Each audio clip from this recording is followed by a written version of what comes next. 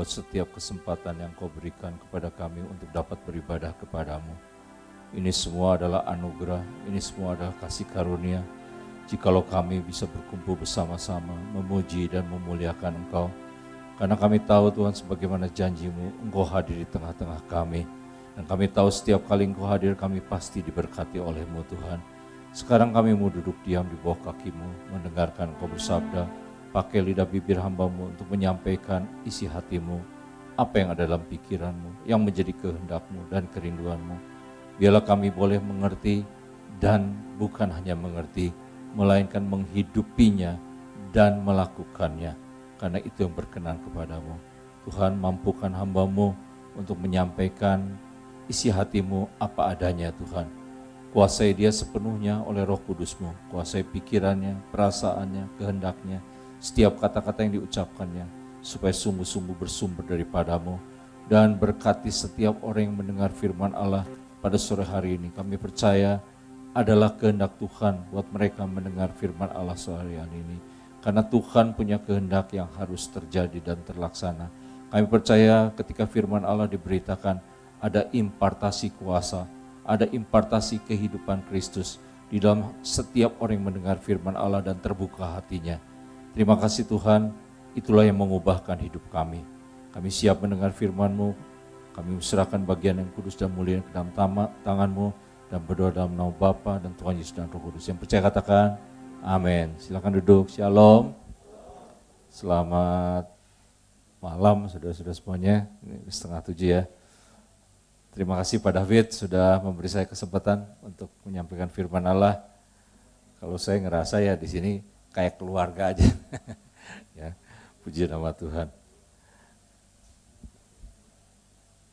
Itu punya saya ya. Yang ini punya Bapak. Oke. Ya, terima kasih. Ya, nggak apa-apa. Nanti saya jadi suaranya jadi bagus soalnya kalau minumnya dia. Cuman dia jadi bisa khotbah juga. Terbalik ya. Ya, saudara, saya beberapa waktu ini sedang terus berkampanye tentang membangun pengenalan yang intim dengan Tuhan. Baik di gereja, di mana saja saya berbicara tentang ini, karena saya rasa ini adalah yang menjadi kehendak Tuhan, terutama di saat-saat terakhir di akhir zaman ini, ya, yaitu membangun pengenalan yang intim dengan Tuhan. Mengapa? Karena kekristenan itu relasi, sudah hubungan. Kekristenan itu beda, kalau orang lain itu agama kan, ya. Nah, agama itu nggak mentingin hubungan, sudah yang penting ya ada aturannya, ada tuntutannya, ada upacaranya, ada ritualnya, dilakukan saja. Kenal atau nggak kenal nggak ada urusan saudara. Bahkan mereka tuh bilang nggak mungkin lah manusia bisa mengenal Allah tuh, nggak mungkin. Jadi berbeda kalau kita bukan, malah Tuhan marilah kita sungguh-sungguh mengenal Tuhan. Jadi kalau Allah kita ingin dikenal, ya kenapa? Karena sekali lagi kekristenan adalah relasi. Bukan religi ya, tapi relasi, hubungan ya. Berdasarkan apa? Hubungannya berdasarkan pengenalan yang sifatnya pribadi. Ya. Jadi kita ini kekristenan nggak bisa nitip sama orang, saudara. Ya, hubungan kita dititipin sama orang lain. Oh, orang tua kita dekat sama Tuhan. Ya, kita kebagian. Tidak, masing-masing harus membangun sendiri hubungannya secara pribadi dengan Tuhan. Dan hubungannya itu harus yang bersifat intim. Intim itu artinya nggak ada jarak, saudara. Ya, melekat seperti itu.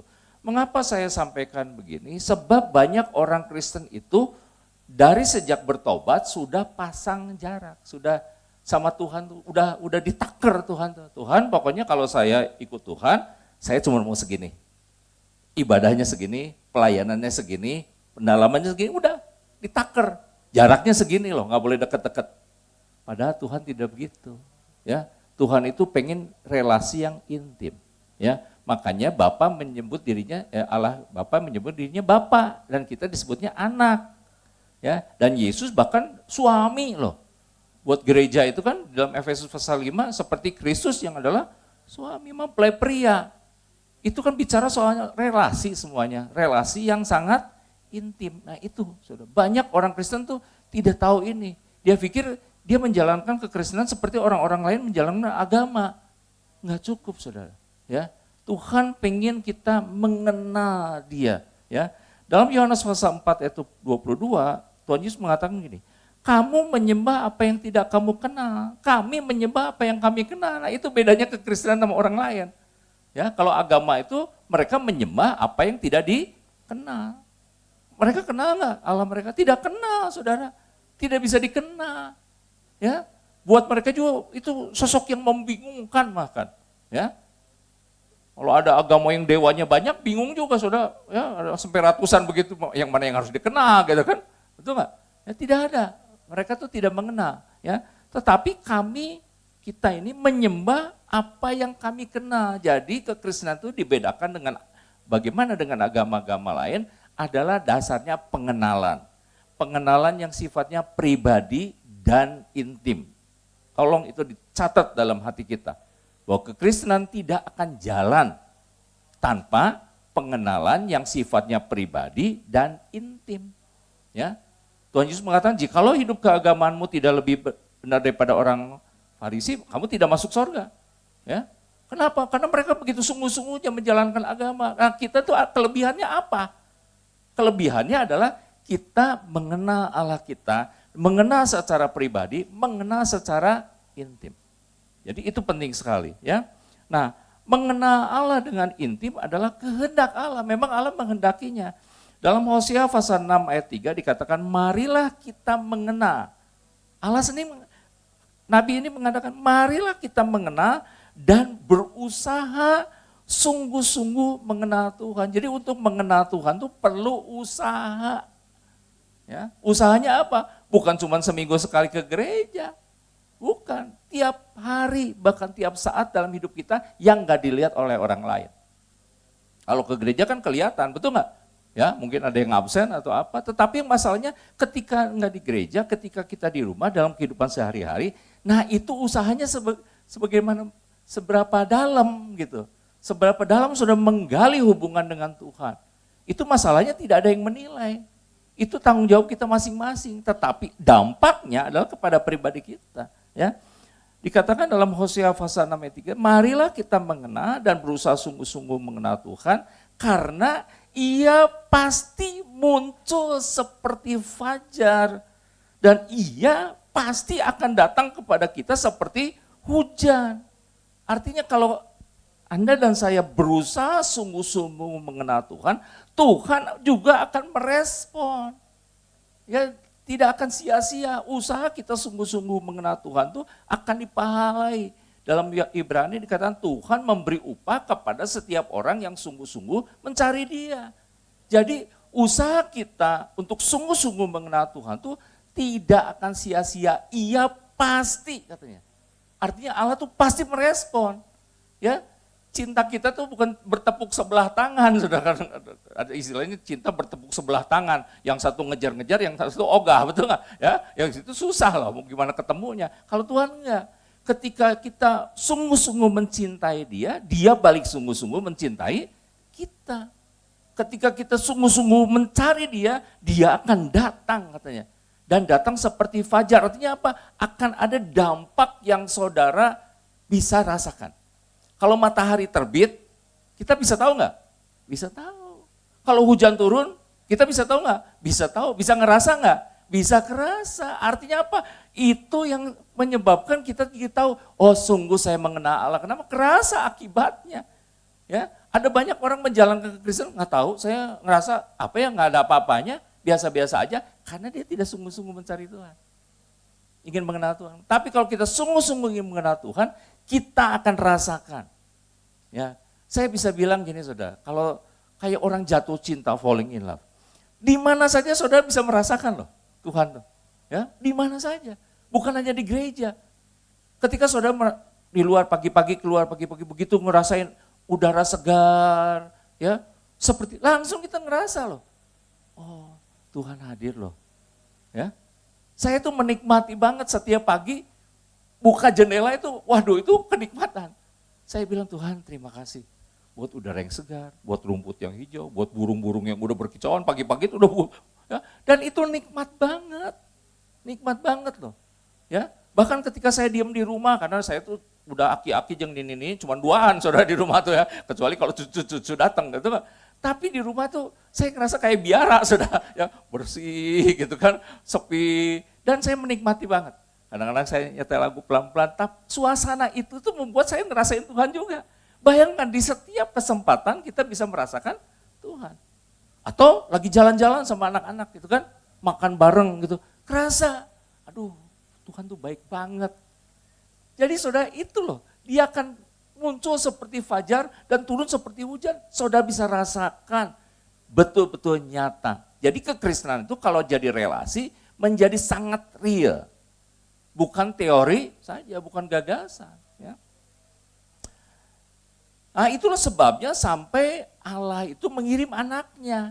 Kenapa? Karena pengen dikenal. Itu saja, betul nggak? Tanpa Yesus manusia tidak akan pernah bisa mengenal Allah dengan benar. Tidak mungkin. Yohanes pasal 1 ayat 18 mengatakan tidak seorang pun pernah melihat Allah. Tetapi anak tunggal Allah yang ada di pangkuan Bapa, dialah yang menyatakannya. Jadi Yesus datang untuk memberitahu bahwa Allah itu ada. Dan dia bukan hanya memberitahu bahwa Allah itu ada, dia mendisplay sifat Allah. Ya, saya pernah bilang, saudara belum pernah tahu papi saya, betul nggak? Uititwe itu alamatnya sekarang di Cipageran, saudara. Masalahnya, betul nggak? Ya, Uititwe itu alamatnya di Cipageran, saudara belum pernah melihat. Tapi saudara percayakan dia pernah ada, betul nggak? Kenapa? Lah anaknya berdiri di depan saudara. Ya, ini Uicuilyong berdiri di depan saudara. Artinya apa? Saya itu menyatakan keberadaan ayah saya yang tidak bisa dilihat, betul nggak? Saya bukti nyatanya. Kalau saya bilang, ayo, Uicuilyong itu ada. Wah bohong kok David, nggak bisa. Lah saya anaknya, betul nggak? Nah Yesus tuh gitu loh. Ya, Allah itu pengen memperkenalkan dirinya bukan dengan memberikan agama baru, tapi dengan mengirimkan anaknya, dan anaknya bilang, Bapa itu adalah Allah yang benar. Jadi saudara saya kasih tahu, Allah yang sejati Bapa. Iya, ada banyak Allah, di dunia ada banyak Allah dan tiap agama punya Allah. Kita bingung betul apakah sama? Beda, jangan disama-samain. Kenapa? Allah yang sejati adalah Bapa. Betul nggak? Saudara punya ayah, ya. Ini anak-anaknya punya papinya ini. Ada banyak lelaki di luar, boleh nggak disamain? Nggak bisa, betul nggak? Tetap dia ayah sama satu, betul nggak? Nah itu dia. Ya. Jadi jangan bimbang, jangan ragu. Bahwa Allah yang sejati, Allah yang esa itu adalah Bapa. Dialah yang mau menjadikan dirinya Bapa dan menjadikan saudara anak-anaknya. Allah mana yang mau begitu? Nggak ada. Cari dari kolong langit yang mau gitu. Satu-satunya adalah Allah yang diperkenalkan oleh anaknya yang tunggal yaitu Yesus. Ya. Dalam Yohanes pasal 14 ayat 7 dan 9. Ayat 7 mengatakan ini, sekiranya kamu mengenal aku, pasti kamu juga mengenal Bapakku. Sekarang ini kamu mengenal dia dan kamu telah melihat dia. Jadi kita bisa mengenal Allah yang benar melalui Yesus. Saudara sudah kenal Yesus kan? Maka saudara sudah mengenal Allah yang benar. Betul nggak? Jangan pernah ditukar Yesus dengan siapapun juga. Mau iklannya sehebat apapun juga. Betul nggak? Jangan pernah. Sebab tidak ada yang bisa memperkenalkan Allah yang sejati selain Yesus. Kenapa Yesus bisa? Karena dia anaknya. Dan Allah adalah bapaknya. Gitu saja, betul nggak? Ya, dia bisa memperkenalkan dengan benar. Barang siapa mengenal aku, dia mengenal Bapa. Ya, kalau kita hari ini mengenal Yesus, berarti kita udah mengenal Allah yang benar. Udah mengenal Allah yang benar. Jangan peduli agama, mau merek apapun juga kalau tidak mengenalkan Allah yang benar. Allah yang benar apa? Ya Bapa, ujung-ujung gitu. Ya, hanya dialah. Barang siapa melihat aku kepada murid-muridnya, kamu telah melihat Bapa. Jadi Yesus itu mendisplay. Dia bukan hanya cerita bahwa ada Allah yang baik, tapi dia itu menunjukkan kebaikannya. Seluruh hidup Yesus itu adalah sifat-sifat Bapaknya. Ya, kalau ada Allah sebaik Yesus, ya itu Allah yang benar. Yang mau korban kita, bagaimana kita tahu bahwa Allah peduli kalau Yesus nggak turun, betul nggak? Ya, kok ada orang lapar dikasih makan? Oh itu Allah kita. Allah yang lain apa? Ongkang-ongkang di sorga, ya betul nggak? Ya ngomong aja mengasihi, buktinya nggak ada. Kalau Yesus bukti kan? Bukti, Ketika ngelihat ada orang janda yang ditinggalin mati anaknya, apa? Dia sedih loh, ikut nangis loh. Dan dia bangkitkan. Itu artinya, itu sifat Bapa. Betul nggak? Benar-benar loh. Orang banyak kelaparan dikasih makan. Nggak tanggung-tanggung ngasih makannya juga, betul nggak? Ya, ketika si Petrus nggak punya bisnisnya lagi nggak maju, betul nggak? Bawa cari ikan, kasih 2 perahu penuh. Itu hati Bapa. Dia langsung bukan cuma ngajarin teori, dia mendisplay. Sehingga orang yang mengenal dia, mengenal Allah. Oh rupanya Allah tuh begini. Ternyata Allah mengampuni orang yang menyalibkan dia, betul nggak? Yesus bisa nggak sebetulnya ngelawan? Bisa kalau mau. Yesus bilang, apakah kamu tidak tahu aku bisa manggil 12 legiun malaikat loh. 12 legiun itu 72.000 malaikat saudara. Satu malaikat tuh bisa ngebunuh 184.000. Sama saya dihitung-hitung, kalau sampai malaikat itu turun tangan saudara, itu 60 miliar. Nggak ada penduduk bumi segitu. Artinya apa? Musnah. Kalau Yesus sampai marah, musnah. Tapi Yesus bilang tidak. Dia malah merelakan dirinya disiksa, kayak nggak berdaya, diludahi, ditelanjangi, semua. Kenapa? Itu hati Allah. Demi kita dia sampai tunjukkan itu loh semuanya. Mana ada Allah yang punya sifat seperti itu? Nggak ada. Allah yang lain Allah pendendam, betul nggak? Hanya Allah kita yang luar biasa. Sebentar minum dulunya, ini dalangnya lagi kehausan. Ayat 9, kata Yesus kepadanya, telah sekian lama aku bersama-sama kamu Filipus, namun engkau tidak mengenal aku. Ini warning saudara. Mungkin saudara bilang, oh saya mau udah lama ikut Tuhan. Tapi banyak orang Kristen lama ikut Tuhan tidak mengenal dia. Kenapa? Karena tidak membangun hubungan. Hanya menjalankan ritual agama. Ke gereja ya ke gereja, nyanyi ya nyanyi, ngasih kolekte, dengar firman Allah, diajak doanya doa. Udah gitu ya bye-bye, see you next week gitu kan. Nah apakah itu hubungan? Bukanlah. Jangan pasang jarak saudara. Ini saya juga pernah bobogohan saudara dulu. Kerboga kabogo kan wakuncar, betul nggak? Ya wakuncar datang.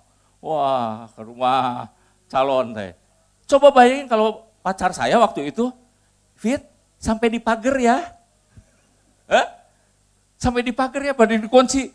Ya saya tuh cuman, dadah pulang lagi. Itu ramai bisa, betul gak? Itu orang Kristen tapinya. Tuhan sampai di pagar ya. Jangan lewat loh. Saya gak mau lebih dalam lagi. Padahal ada yang bilang lebih dalam lagi. Ini enggak, itu omong kosong loh. Segini, batasin. Saya gak mau lebih dalam lagi Tuhan. Saya nggak mau jadi orang Kristen disebut fanatik. Ini alasannya begitu. Padahal Tuhan bilang, aku ingin intim, dekat, nggak ada jarak. Saudara hari ini, kalau saudara pernah pasang jarak, coba dihancurkan. Kita tuh bocengli. Kenapa? Kalau sama Tuhan dibatasin, hari berkatnya pengennya bablas. Betul nggak? Kita tuh kayak pasang bahenser loh sama Tuhan. Tuhan sampai segini ya, 2200 watt. Gitu. Ayo berkat nah, kayak bisa ngejalanin kulkas, ini, itu. Nggak bisa lah, betul nggak? Ya. Itulah, banyak orang Kristen itu tidak fair, saya bilang mempermalukan Allah. Ya. Nah, mengapa mengenal Allah itu sangat penting? Karena itu menentukan keselamatan yang sejati. Ya. Dalam Hosea pasal 4 ayat 6 dikatakan, umatku binasa karena tidak mengenal Allah. Bisa binasa loh kalau nggak kenal. Kenapa? Sebab artinya selama ini Yesus sekedar agama. Sekedar nabi. Binasa. Padahal Yesus tuh pengen kita hubungannya sangat intim. Jadi kekristenan tidak menyelamatkan. Yang menyelamatkan itu adalah Yesus. Hubungan yang secara pribadi. Banyak orang itu jadi orang Kristen katanya. Betul nggak? Tapi dia tidak mengenal Allahnya. Ya. Dalam Matius pasal 7 ayat 23 dikatakan, pada waktu itu aku akan berterus terang kepada mereka, aku tidak mengenal kamu. Nah, kalau gitu gimana? Kalau satu kali kita pikir, wah saya udah Kristen udah lama loh. Wah gini. Tapi aku tidak mengenal kamu. Kenapa? Karena kamu juga nggak mau mengenal aku masalahnya. Betul nggak? Jadi saudara hari ini, kita harus perbaiki semuanya. Harus ada satu keputusan yang radikal. Saya mau mengenal Tuhan. Ya, secara intim. Dalam Yohanes 17 ayat 3 dikatakan, inilah hidup yang kekal itu. Yaitu bahwa mereka mengenal Engkau satu-satunya Allah yang benar. Dan mengenal Yesus Kristus yang telah Engkau utus. Mengenal Bapa, mengenal Yesus itu keselamatan. Kata mengenal kita digunakan kata ginosko. Ya. Dan kata ginosko itu kata yang sama suami berhubungan dengan istrinya. Kata yang sama waktu Maria bilang, aku belum pernah mengenal laki-laki, aku belum pernah berhubungan dengan laki-laki. Itu katanya ginosko. Artinya Tuhan tuh pengen keintiman loh. Pengen ginosko. Kamu tidak ginosko dengan aku juga tidak ginosko dengan kamu. Makanya penting sekali, jangan cuman kekristenan itu dibatas, saya percaya Yesus gini, ya like the Bible tell me so, cuma gitu aja, bukan begitu. Betul nggak? Tapi ada satu kerinduan. Saya mengenal Yesus ya kita bilang begitu. Ya, tapi kamu nggak tahu secara pribadi, betul nggak? Bayangin suami istri pasti harus ginosko, harus kenal intim. Nggak ada tuh istrinya bilang, oh sampai segini ya batasnya nya. Kalau mau ini telepon, interkom. Wah tuh kumaha, betul nggak? Oh, ngomongnya sini lapar, situ udah masak belum? Waduh cilaka, betul? Nggak bisa saudara. Betul, ya. Itulah yang disebut keintiman, ya. Makanya Tuhan sudah menggambarkan. Mengapa harus mengenal dengan intim? Pengenalan yang intim itu akan mengubah hidup kita menjadi serupa dengan gambarannya. Orang yang intim dengan Tuhan, hidupnya berubah loh. Pelan-pelan berubah. Suami istri juga suka dibilang, kok jadi mirip ya? Betul nggak? Hubungan lama, udah tahu. Betul nggak? Istri saya tuh tahu bahasa saya, bahkan bahasa yang nggak dia dengar. Oh tahu dia. Betul nggak? Itu udah kenal loh, seperti begitu, betul nggak? Ya, dan dia udah ngerti juga pikiran saya. Lama-lama tuh orang seperti itu loh. Ya, saya sama Ko Simon kan, udah lama tahunan. Ya, satu kali saya khotbah di Jogja, di gerejanya Pak Ishak Sugianto. Ada yang tuh, Pak itu khotbah itu rasanya saya pernah dengar loh Pak, tapi di Semarang. Oh itu Pak Simon pasti. Kita tuh sampai begitu sering ngobrolnya, pikiran kita tuh sama. Sama, nah itu loh yang namanya keintiman tuh. Orang kalau intim dengan Tuhan, pasti hidupnya berubah. Berubah pasti. Ya. Jangan ngomong aku masih seperti yang dulu, ya masuk lagi kamu ke rumah sakit jiwa, betul nggak? Orang Kristen itu harusnya ketika orang bilang, saya nggak kenal. Dulu Ko Simon tuh kan sama SMA, waktu reunian, ini Simon, gitu sampai gitu loh. Karena berubah hidupnya. Jangan kok, sarua lah di Bareto gitu. Aduh berarti kita nggak ada ya, dulu begitu, sekarang begitu. Jangan saudara, hidup makin hari harus makin berubah. Semakin serupa dengan gambaran Kristus. Dalam Roma pasal 8:29 dikatakan, sebab semua orang yang dipilihnya dari semula, mereka juga itu ditentukannya dari semula untuk menjadi serupa dengan gambaran anaknya. Supaya anaknya itu menjadi yang sulung di antara banyak saudara. Artinya gini loh, orang harus bisa melihat Yesus dalam hidup kita. Dia harus bisa melihat Yesus. Ini ada kisah, saya tidak tahu kebenarannya benar atau baik ilustrasi. Jadi ada seorang menginjil ke daerah pedalaman Afrika, ketemu anak Afrika. Lalu dia tanya, kamu kenal Yesus enggak? Siapa itu? Gitu. Lalu dia cerita Yesus itu gini.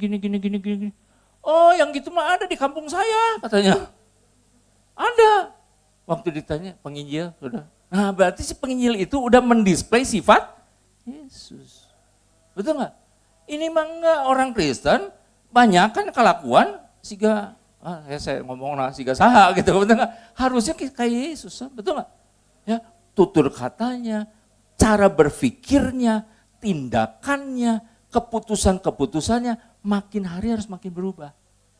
Sehingga dunia bisa lihat, saya melihat Yesus dalam hidupmu.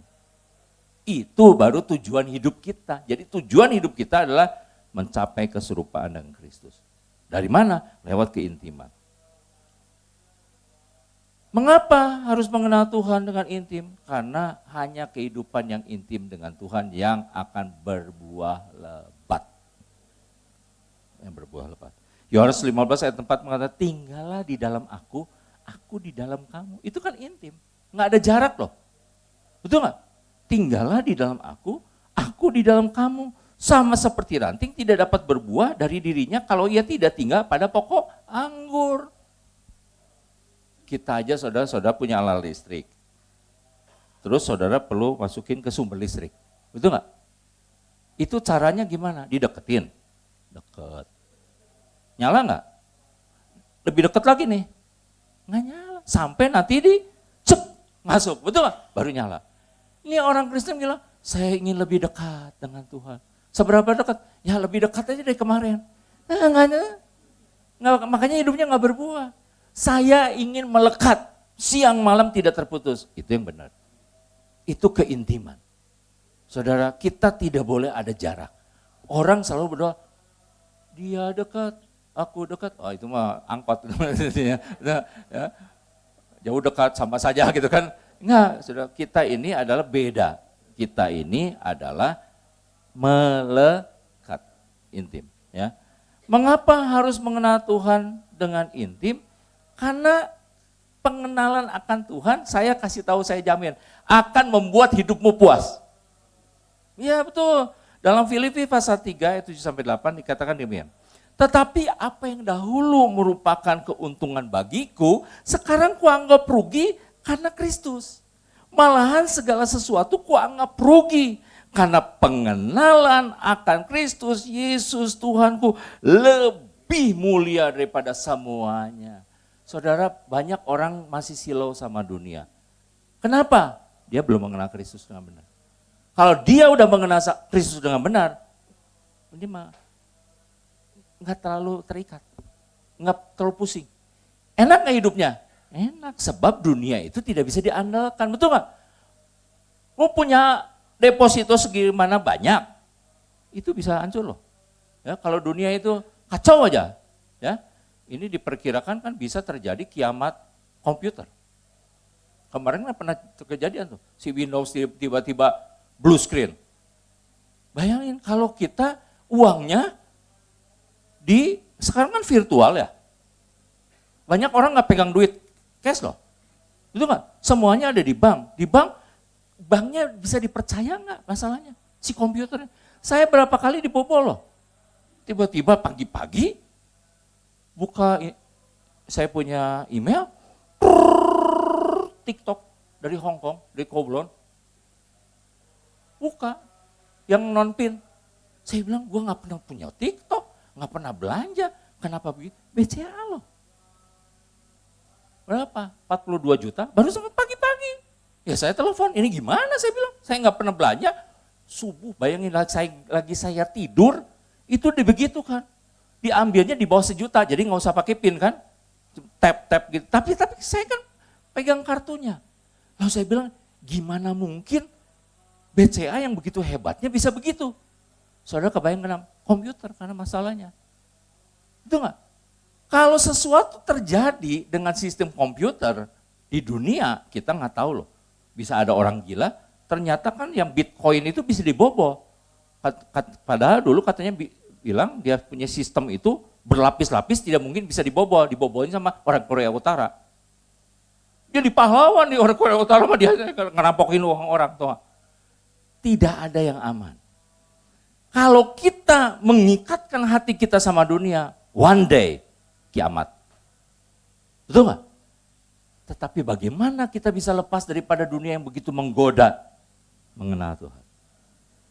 Kalau Anda mengenal Tuhan dengan lebih sungguh-sungguh, kita ada di dunia, tapi kita tidak melekat kepada dunia. Betul nggak? Buat kita, pengenalanku akan Tuhan jauh lebih mulia daripada semuanya itu. Betul nggak? Yang gitu mah sampah katanya.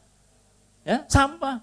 Artinya apa? Ya, ada boleh, nggak ada juga nggak apa-apa. Istilahnya gitu. Kalau kita udah begitu, kita terlepas. Ya, hidup kita apapun yang terjadi dengan dunia, kita tidak akan gonjang ganjing, karena di mana ada hartamu di situ ada hati. Sekarang gereja-gereja lagi digoncang loh soal duitnya. Kenapa? Duit lagi, makanya cinta Tuhan. Kenal dia dengan intim. Mengapa harus mengenal Tuhan dengan intim? Karena ketika kita intim dengan Tuhan, kita terhubung. Ini kata terhubung hebat, saudara. Ya, Tuhan Yesus mengatakan, sebab di luar kamu tidak bisa berbuat apa-apa. Saudara, ketika kita terhubung dengan Tuhan, kita yang lemah terhubung dengan yang maha kuat. Kita yang bodoh terhubung dengan hikmat yang luar biasa. Betul nggak? Kita yang tidak berdaya terhubung dengan yang maha berdaya. Kita yang tidak bisa berbuat apa-apa terhubung dengan yang maha kuasa. Artinya apa? Masalah jadi nggak ada yang nggak bisa dijawab. Betul nggak? Kita yang lemah, yang kalah terhubung dengan yang tidak pernah kalah, yang selalu menang. Terhubung itu penting, saudara. Itu jawaban daripada semua masalah kita. Kalau kita terhubung dengan dia, apapun masalah kita connect. Betul nggak? Selama kita connected dengan Tuhan, saya punya masalah, tapi Tuhan punya jawaban. Saya tidak mampu, dia mampu. Saya tidak bisa, dia bisa. Saya kalah, dia menang. Saya lemah, dia kuat. So what? Saudara, keintiman penting, karena itu membuat kita connected. Terakhir, bagaimana sekarang kita ngebangun keintiman itu? Pertama ya sering nemuin dia lah. Sekarang kan ada yang LDR, apa ya, long distance relationship. Saya pernah datang ke pemberkatan orang Katolik. Pastornya tanya, udah kenal? Kenal. Tiap minggu ketemu? Enggak. Kenapa? Nah, saya tinggal di Amerika, katanya dia di sini, baru ketemu jarang-jarang. Gimana mau ditunda aja katanya gitu. Dia bilang gimana bisa katanya seperti itu. Kamu harus saling mengenal loh. Iya kita kenalnya lewat internet katanya. Saudara itu beresiko banget loh. Betul nggak? Ngebangun hubungan seperti begitu. Sama Tuhan jangan LDR. Oh tenang, gereja mau ada, ya, saya mau kemana aja, yang penting gereja mau tutup.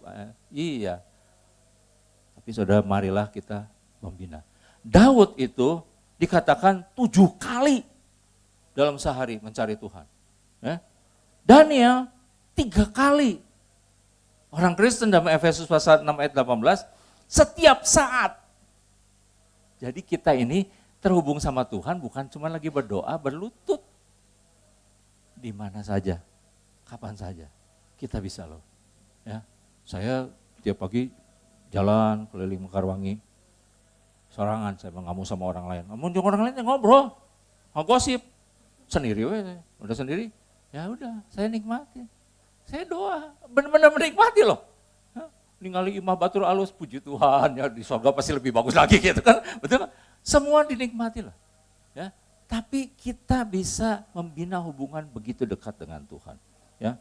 Maria duduk di kaki Yesus mendengarkan Tuhan Yesus berbicara. Saudara miliki saat khusus untuk bertemu dengan dia. Tanya, saudara punya waktu enggak setiap hari? Yang spesial loh. Ya, kalau orang bobogohan waktu kunjung pacar katanya. Betul enggak? Ada waktunya, betul enggak janjian ya. Saudara punya wakuncarnya enggak gitu? Betul enggak? Tuhan, saya tiap pagi, saya bangun pagi-pagi saudara, kebiasaan. Ya, dan saya udah posting renungan pagi-pagi teh. Kenapa? Jam 4 kalau belum posting, Pak David sehat, ditanyakan lagi itu. Jadi di sana saya tegering, ya udah jam 3 pagi posting semua renung mana ke grup apa, baru saya berdoa. Saat-saat seperti itu buat saya saat-saat yang indah. Saudara, mari kita membina hubungan seperti itu dan merindukan dia. Saudara, rindu itu gimana ya? Kayak orang haus, kayak orang lapar. Betul enggak? Seperti rusa merindukan air, demikianlah jiwaku Tuhan merindukan engkau. Rusa tuh kalau udah pengen haus tuh sampai mengeluh loh. Kita tuh begitu. Apakah saudara ngerasa nyaman sehari tidak ketemu dia? Itu pertanyaannya. Saya mah gak bisa loh, gelisah. Betul gak? Aduh, saya terlalu sibuk hari ini loh. Ya, Saya cari waktu, kesempatan. Udah ada panggilan. Betul nggak? Rindukan dia. Memprioritaskan dia, mengutamakan dia. Carilah dahulu kerajaan Allah dan kebenarannya, segalanya ditambahkan. Kalau Anda memprioritaskan Tuhan, Tuhan memprioritaskan kita. Kita pengennya gini, Tuhan dengerin doa saya dong. Iya, tapi kalau saya ngomong, kamu gak mau denger. Ya, kamu pikirannya kemana-mana, ngelantur. Tuhan lakukan dong sesuatu untuk doa saya. Iya, tapi kalau aku menyuruh kamu melakukan sesuatu yang kecil aja gak dilakukan. Banyak alasannya. Saudara gak cengli, betul gak? Kita ini gak fair loh memperlakukan Tuhan. Prioritaskan Tuhan. Dan Tuhan akan memprioritaskan kita. Kalau Tuhan memprioritaskan kita, saudara, udah deh gak usah pusing. Semuanya ada jalan keluar, semuanya ada jawaban, semuanya ada pertolongan. Berbicara kepada dia dalam bahasa yang dia kasih. Saya mempraktikkan bahasa roh, kenapa? Ini gini ya, kalau kita misalnya pas di luar negeri, ketemu orang yang ngomong Sunda, resep sih saudara, betul gak? Ya bisa ngomong Sunda, kita resep loh. Kenapa? Dia bicara bahasa kita, betul gak? Tuhan ngasih bahasa roh. Tujuannya apa? Pakai katanya. Paulus bilang, aku menyembah dalam akabudiku, dengan akabudiku, aku menyembah dengan rohku. Aku berdoa dengan akabudiku, aku berdoa dengan rohku. Artinya Paulus mempraktikkan itu. Saudara, kita berbicara dengan bahasa yang dia kasih. Senang gak Tuhan? Senang. Dan Allah yang menyelidiki hati nurani manusia mengerti apa maksud roh itu. Karena dia menyampaikan keluh kesah yang tak terkatakan. Dan yang doa itu seperti itu berkenan kepada Allah sebab sesuai dengan kehendak Allah. Saudara, banyak orang tidak memanfaatkan. Oh itu mah termasuk akal. Saya itu orang yang logik, saudara. Makanya saya sekolahnya insinyur. Kenapa? Karena saya orang yang logik. Saya tuh orang kimia, saya orang fisika, saya orang matematika. Saya sangat logik. Dan buat saya bahasa roh sangat logik. Ya, ada orang bilang, oh itu bahasa kio-kio, tepaduli. Gua ngerasain sendiri kok. Ya, saya ngalamin pribadi loh. Betul, saya ngalamin pribadi. Saya nggak ngerti. Saya nggak ngerti. Tapi ketika saya berbahasa roh, saya bisa nangis, saudara. Saya bisa hancur hati. Saya bisa merasakan kelegaan. Apa itu? Betul nggak? Itu kan gampang. Ya, banyak orang sekarang, wah Kristen modern udah nggak begitu lagi. Dan melayani, saudara. Kenapa? Melayani itu melakukan apa yang Tuhan senang. Apa yang kau lakukan buat orang yang kecil ini, kamu melakukannya untuk aku. Saudara, ketika Anda melayani, ingat satu, apa yang kita lakukan kepada orang lain, kita sedang melakukannya untuk Tuhan. Saudara nolong dia, saudara dengerin dia pada waktu dia mengeluh. Saudara bersimpati, berempati sama dia. Saudara mungkin bantu secara keuangan, saudara mungkin kasih tenaga. Kata Tuhan, engkau melakukannya untuk aku. Ya. Kenapa? Karena Tuhan ingin menjalankan kehidupannya lewat kita. Tadi saya dipijat sebenarnya saya nggak suka dipijat. Cuman orang pijatnya orang gereja. Saya pengen ngeberkati dia, jadi nggak dipijat. Jadi sepanjang dipijatnya di PA. Jadi dia nggak mau berhenti 2 jam setengah, saudara. Nah, di PA, Pak, nggak usah bayar Pak, soalnya saya dapat ilmu. Bukan, tetap saya pengen ngasih, saya bilang sama kamu. Betul nggak? Saudara, kenapa saya bilang sama dia? Tahu nggak? Tuhan Yesus tuh pengen nyobain mijit orang. Lewat kamu, saya bilang, ya. Wah, ya, tapi kalau Tuhan Yesus yang ada di dalam kamu melakukan itu, beda hasilnya. Pijatannya beda, benar nggak? Ya itu loh, Tuhan Yesus pengen jadi bisnismen lewat hidup saya. Betul nggak? Bagaimana kita bisa memberkati orang banyak? Jadi Tuhan Yesus ingin hidupnya lewat kita dijalankan. Masing-masing. Dengan kerjaan kita, dengan kemampuan kita masing-masing. Tetapi itu terjadi hanya lewat keintiman. Saya harap saudara mengerti mengenai ini. Dan saya harap saudara mengambil keputusan. Mulai saat ini, kalau ada batasan-batasan yang pernah dibuat, hancurin. Dah. No border. Gitu, itu nggak ada lagi batasan. Bebas. Tuhan, ini aku ingin mengenalmu, aku ingin mengenalmu lebih dari kemarin. Saya selalu berdoa gitu sama Tuhan. Lord, I want to know you more than yesterday. Kemarin saya mengenal, tapi hari ini aku ingin mengenal engkau lebih lagi. Aku ingin mengerti apa maksudmu. Aku ingin bisa meraba isi hatimu. Dan ternyata ya saudara, kehidupannya seperti itu sangat-sangat indah. Sangat-sangat indah. Ya. Saya tidak pernah menyesali ikut Tuhan. 48 tahun sampai hari ini saya melayani. Di satu gereja yang sama. Kenapa? Karena saya dibawa intim kepada Tuhan. Saya harap saudara mengerti hal ini. Tuhan memberkati. Mari kita masuki, kita berdoa dulu, setelah itu kita masuk ke perjamuan kudus. Mari kita berdoa. Bapa, kami mengucap syukur karena malam hari ini kami telah diajari Tuhan.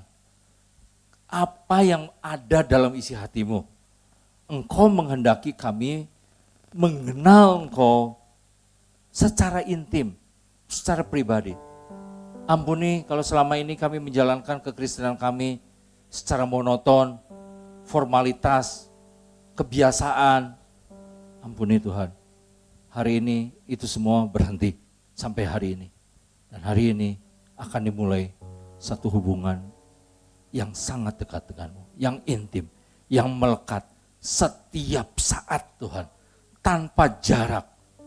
Karena itu adalah kehendak-Mu. Inilah hidup kami percaya Engkau menerima kami apa adanya. Tapi kami tahu Tuhan, Engkau tidak akan membiarkan kami apa adanya. Engkau akan mengubah kami menjadi serupa dengan gambaran-Mu. Terpujilah Engkau. Sekarang Tuhan kami mau masuk perjamuan kudus. Perjamuan kudus ini adalah